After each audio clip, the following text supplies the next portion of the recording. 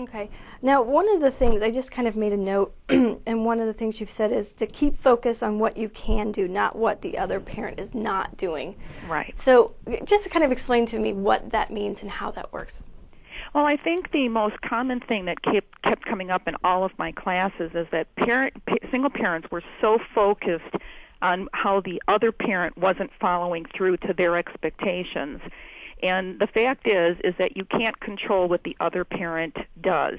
You can't control what kind of parent the other parent's going to be. So the thing is, if they can concentrate more on their behavior, it takes that big element out of draining your emotional energy into something that you really can't change. And I think once people just admit that and leave their expectations behind them, I always say it's best to think of whatever you can get from your ex-spouse as icing on the cupcake. That's a better way to look at it than your expectations of what they need to do. And again, it's just a big emotional drain for you when you're looking at another partner that you really have no control over instead of what you really can have control over. Okay. Talk to me a little bit more about your divorce recovery program. And you're located in the Detroit area, is that correct? Yeah. Okay. Yeah, I'm located in the Detroit area, and basically we had a big program, and I've now sort of expanded it to actual doing like divorce coaching on the side because we have so many people from out of state. Because basically they always have divorce recoveries, and you can usually find those in most any state. But that deals with the adult aspect of divorce. But again, there's that second part, which is totally different than an adult in the childhood needs.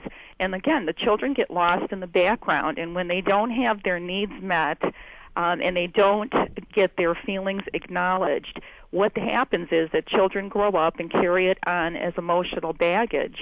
And that's when you hear the quote-unquote term, oh, that person has baggage, and I won't have anything to do with it. It usually stems from things that happened in childhood. And divorce is a really big issue with creating problems that last not only for kids when they're small, but they carry it on into adulthood.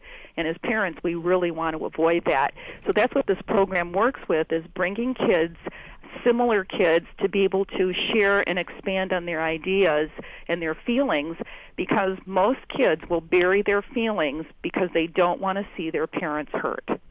So instead of being able to sort of voice the fact that they're angry or they're scared, they'll just sort of bury it inside and put on a little happy smile.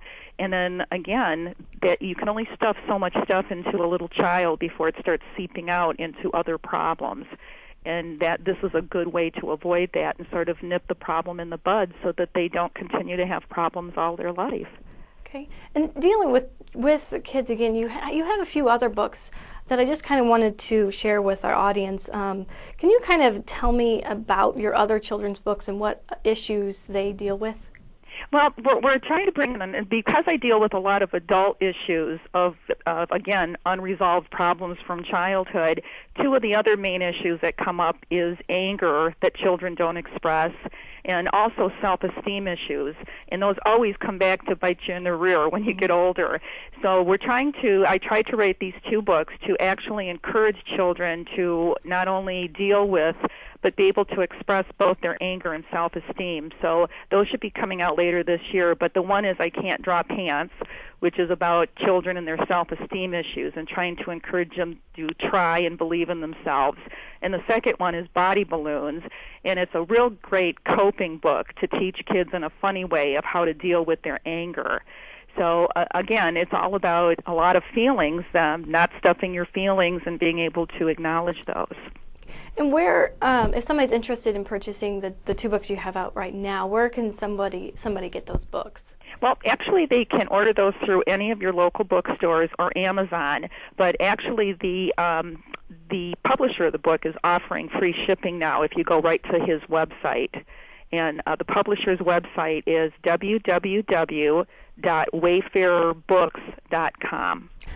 Before we run out of time today, is there anything else you kind of wanted to touch on or revisit based on your experiences or something we might have missed today? Well, I think one of the most important issues that I have in the books, of course, have the children's portion in the front, but also like a parenting guide with activity suggestions in the back for the parents. But there's one thing that I found really, really helpful for parents. When they're going through the parts of divorce, it's very emotionally hurtful to them. And they have a problem when they have to make decisions, because they have a problem putting the decisions that they make with their children in focus instead of focusing on the pain related to their marriage. And I always ask parents, and I say, write this on your refrigerator, but do you love your kids more than you hate your ex? Because I know that when you think about that, you always make the right decisions for your children. All right. Well, I think that's a great note to end the program on.